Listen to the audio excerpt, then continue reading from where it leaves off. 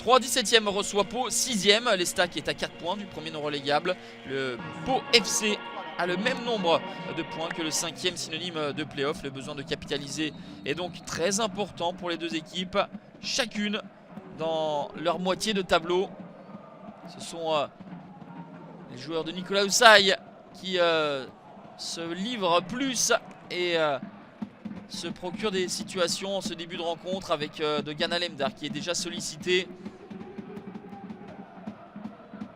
L'Estac bousculé, n'arrive pas à prendre les commandes de la rencontre, à mettre du rythme. Dogan Alemdar qui négocie mal ce centre à appuyer. Ça va arriver au deuxième poteau sur Charles Bolly qui ouvre le score à la 18e minute. La troisième réalisation pour Charles Bolly.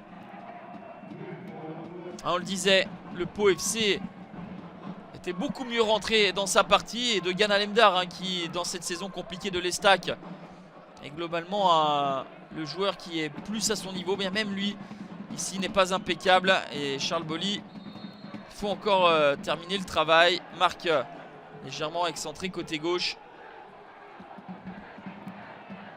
Pau est invaincu depuis 5 matchs, avec même 4 victoires, dont la dernière 3-0 face à Laval. Le moral et la confiance sont au beau fixe pour les Palois, qui mènent donc 1-0 à la pause. L'Estac reste sur 2 défaites consécutives à domicile et va devoir réagir pour empêcher un 3e revers de rang au stade de l'Aube. Ça n'est plus arrivé en Ligue 2 BKT depuis 2018. David Guy, on va voir ses joueurs montrer un petit peu plus de caractère au retour des vestiaires, avec ce très bon centre au deuxième poteau. La remise de la tête est intéressante, mais il n'y a pas la récompense au bout pour Simon Elisor. Le centre de Bourra était bien travaillé.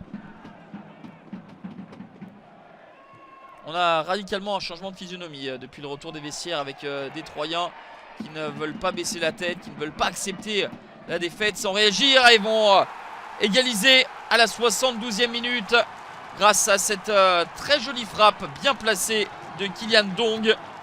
Ça fait un but partout à moins de 20 minutes de la fin. 3e réalisation pour l'international français U20. Il y a le mouvement d'un partenaire qui ouvre la fenêtre de tir. C'est bien fait pour Kylian Dong. Et 3 qui, dans un temps fort, va insister avec Renaud Ripard.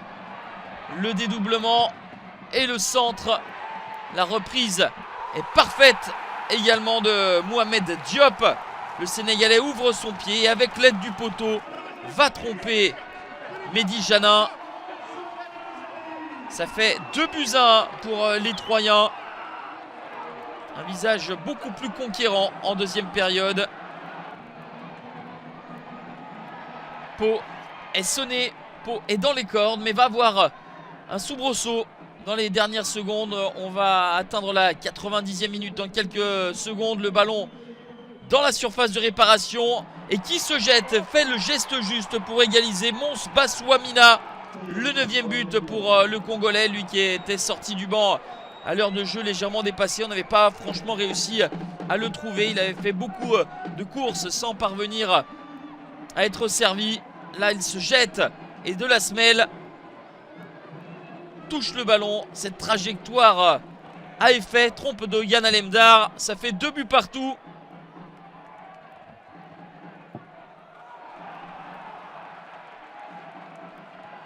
En 3 saisons en Ligue 2 BKT, Pau n'a jamais été au-delà de la 10e place et a la possibilité de s'offrir des playoffs. Qui plus est, avec ce point arraché, 2 partout score final. Même s'il stoppe la spirale de 4 défaites consécutives, les Troyens pourraient nourrir des regrets de s'être fait rejoindre par des Palois, pour qui ce point aura une toute autre saveur.